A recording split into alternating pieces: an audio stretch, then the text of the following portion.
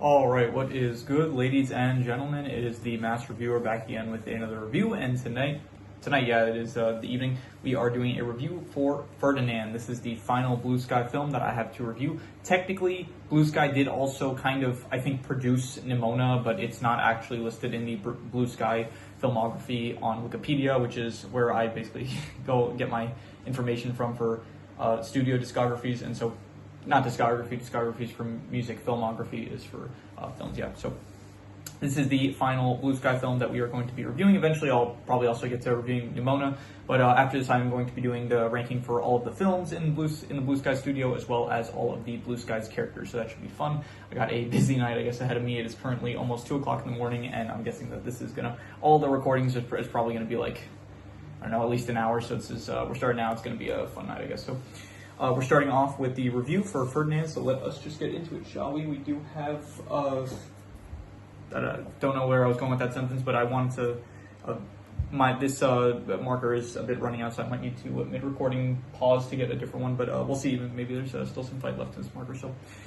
Anyway, let us just begin starting off with the plot. So the plot of the film is that you have Ferdinand. It starts off with him as a child. He is a bull at a bull ranch, and then everyone there is basically, like, their dream is to fight inside the bull ring against the matador. But Ferdinand, he's a pacifist. He doesn't want to fight. He's a very peaceful bull. He likes flowers and stuff, and he does not want to fight. So his father ends up his father ends up getting picked to fight in the bull ring against the matador, and then his father doesn't end up coming back to the place is called Casa del Toro, I think it's called. So his father does not end up returning, and Ferdinand is very sad because of it, so he ends up running away, and he ends up meeting this girl, Nina, and her father, Nina is her name, and her father, Moreno? His name was, no, that's not, her father's name is Juan, and yeah, so Ferdinand is with Nina and Juan, and then eventually he grows up, and then he is now a giant bull. He is no longer the size of just a calf, and so there is a festival that comes every year, which is a flower festival, and Ferdinand loves going to it each year, but this I guess when this movie takes place, it's in the year that he wants to go, and wow, I'm struggling to speak right now. Maybe it is late, maybe I always wonder, maybe I should just wait until the morning to do these recordings, but whatever. So he wants to go to the festival, but he's at a point in his life where he is too big, and it would cause problems if he goes to the festival, so he stays behind. But then he decides he is going to end up going anyway, and so he goes to the festival. He does end up causing trouble because of how big he is, and he ends up getting taken by animal control, I guess, and from there he is brought to a bull ranch where he meets his not childhood friends because they were never really friends, but the other calves they knew from his childhood, which are now grown up in bulls. So he meets Guapo, Valentino, it's not Valentino, it's Valente, yeah, Valente. He meets Guapo, Valente, Bones, as well as there's 2 other bulls there now, which is Angus, and I forgot the other one's name. His name is, it's like the one that doesn't speak, Makina, so they end up reuniting, I guess, but they're not really, like, none of the bulls, when they were younger, none of the other bulls really liked Ferdinand, and so they're still kind of giving him a hard time, and then basically the movie is that they kind of slowly start to bond through their struggles of either Ferdinand wanting to leave or the other ones wanting to get picked. Things have changed, so now if you're not a fighter in the bull ring, then you end up getting sent to a slaughterhouse. So yeah, skip ahead. Eventually, Ferdinand breaks out of the bull ring, but then he convinces everyone to break out of the bull ring. At this point, Valente and Guapo are in the chop house, I guess the slaughterhouse, whatever they called it, and so Ferdinand devises a plan to break out Valente and Guapo. He manages to do so. All of them escape, and then they run away from the bull house, the bull area that they're kept at, and so Casa del Toro, and so from there they run away. But then there are the workers that work at the bull ring the Casa del Toro, that are going after Ferdinand and his gang of friends, and they eventually Ferdinand kind of sacrifices himself in order to let the others escape, and then Ferdinand is brought to the actual bull ring where he fights El Primero, and yeah, from there, the entire fight, like, he's managing to Ferdinand kind of, through sheer luck, has the upper hand against El Primero and is very easily, not easily, but like he manages to defeat El Primero, and then it's kind of like an interesting reverse situation where El Primero is kind of the one that is acting like the bull, whereas Ferdinand is acting like the actual matador. And then from there, Ferdinand, he does not fight. He shows that he's not going to fight El Primero. He is going to sit and he won't fight him, basically. And so the matador, El Primero, basically lets him live. And Nina and Juan, they saw what was going on the news, so they went to the bull ring. And then from there, Nina is reunited with Ferdinand. And so Ferdinand ends up going back to live with Nina, along with all the other bulls that were from Casa del Toro, I guess. So yeah, so that is the plot of Ferdinand. I would say probably, honestly, it was like not good or bad. I'd say it was just very, I don't know, predictable. I want to say, like, you could very easily tell what was going to happen from the start. It's like, okay, yeah, he doesn't want to fight. And so you can tell, okay, he ends up escaping. He's with Nina. And it's like, you can easily tell, okay, he's going to get captured again. He's going to get brought back to the same bull pen. They're going to escape eventually. It's like it is a rewatch once again, so maybe I'm just saying that because I already knew what was going to happen going into it. But even so, it just still was not really, I don't know, it wasn't like bad or anything, but it wasn't really that great. So I'm just going to give it a 5 to plot. I didn't really care for it too much. So in terms of the characters, what characters do you have? You have Ferdinand, voiced by John Cena, and I do like John Cena as a voice actor and just as an actor in general. He is good. Besides him, Ferdinand is a fine main character. Guapo is cool, I guess. Bones, also fine. Valente, all right. Lupe, I hated. Lupe was the most annoying character in the. She was like the goat that was meant to calm Ferdinand down. She didn't do that at any point, and she was just annoying. Dos, Una, and Cuatro, they were the hedgehogs that for some reason, from what I remember, I thought they played a bigger role in the film, but they don't really. Like, they're just kind of around. They help out, like, in the moments when they can, and that's it, basically. El Primero, I liked El Primero. He's like a cool, nice villain, I guess, for the film. Not really, like, kind of a villain, like, very villainous, but not really. Like, he's a matador, and he's I guess, a harsh matador. So he's kind of like doing his job, but in the same sense, it's like his job is not good for the bulls. So yeah, definitely effective, I would say, in the role as the antagonist. You have the horses, who, once again, I don't really care for. They're just meant to cause some tension. Angus, I liked Angus. I would say is probably my favorite character, and he was cool, voiced by David Tennant. I like David Tennant, and I thought that he was fun as the character.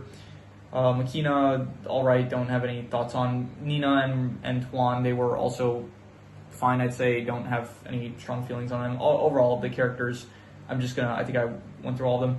I would just give, like, the characters, I would say, like a 5 out of 10. I don't really care for any of them too much. None of them are great. None of them are, like, overly terrible. Like, there are some characters better than others. Some are not as good, and yeah, so overall I'm just going to say a 5 out of 10 on average.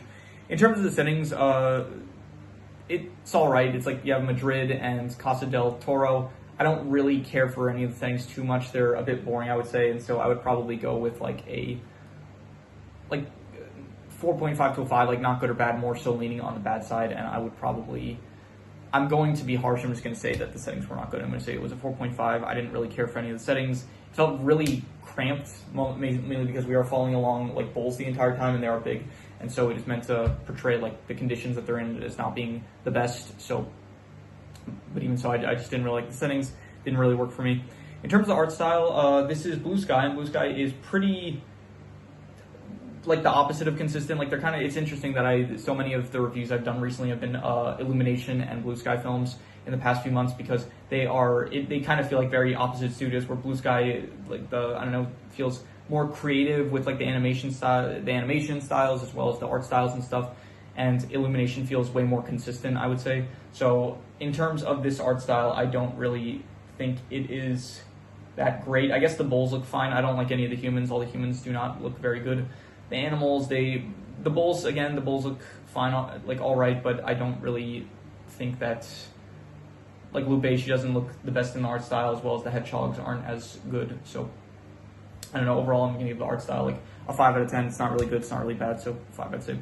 In terms of the worst thing I'm just going to say is Lupe. I didn't like Lupe. She was my least favorite character, and she was very annoying throughout the film, so I'm just going to give Lupe a...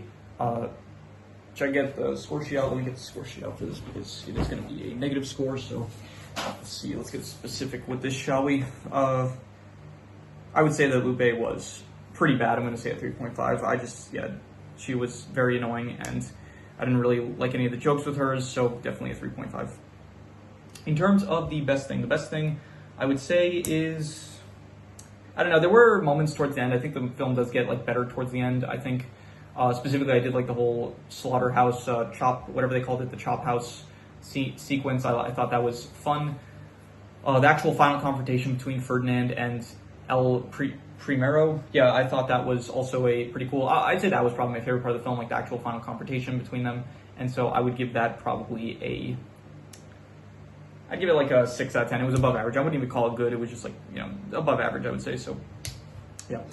Extra notes I have, they do a lot of, throughout the film, they're constantly referring to Ferdinand as like a beast or a monster. It's like, it's a bull. Have you not seen a bull before? It's like, I'm assuming the bull, like this, I think Ferdinand, I'm assuming the Casa del Toro was not that far from where the village was that he ended up causing the ruckus in. So, like, I don't think he ended up going to a different country. Even so, it's like everyone should know what a bull looks like. So, yeah, I don't know. I don't know what was up with that, but there was a scene where he was in a bull in a china shop scene, and you did have him saying he was light as a feather. So I'm wondering if that was like a kind of a reference to Horton Hears a Who. So if it was, then good reference.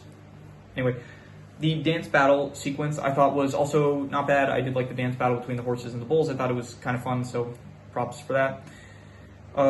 It was kind of weird. I didn't understand this really, but so you had Ferdinand sneaking through the house, and he saw all of the bull horns at the time he was in Casa del Toro, but then he saw all these like bull horns from all the winds from the Matador, but the Matador was just visiting there. So why would he did he bring his entire collection of bull horns with him while he was staying there? It was weird. I didn't really understand that. That didn't make sense to me really. So, but yeah, that is, I mentioned everything else up until those points, so I'm going to do the calculations. So King Crimson.